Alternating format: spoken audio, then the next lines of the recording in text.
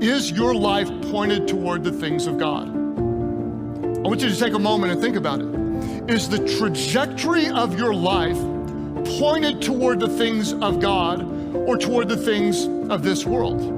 Is your heart, does your mind drift toward the things that are eternal and God-honoring? And my guess is that there are some of you who might even say, well, at one time, that kind of is how it was. I mean, at one time I would wake up and God would be on my mind and I would seek him early in the day and I would want my life to matter toward him that day and I would look for ways to be a blessing and I would listen for his voice and I would be directed by his spirit. But perhaps somewhere along the way, you just got a little bit distracted.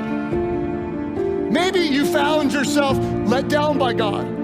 You thought he was going to do something, and he didn't do something, and instead of pursuing him, you got just a few degrees off. The question I want you to think about is this: is your heart, is your life moving in the direction of God?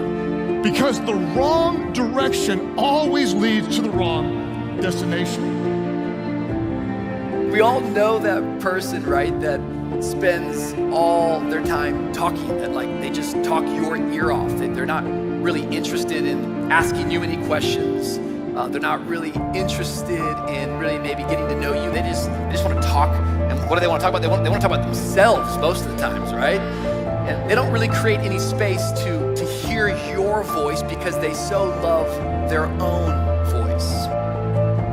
But if we're being honest, I think a lot of times when it comes to our prayer life, most of us spend our time in prayer talking about me, myself, and I.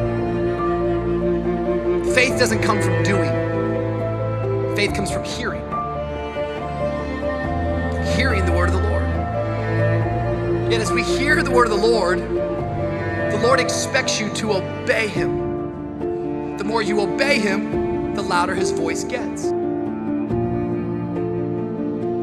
There are times in your life, I promise, when you might find yourself disappointed and let down and wondering where God is.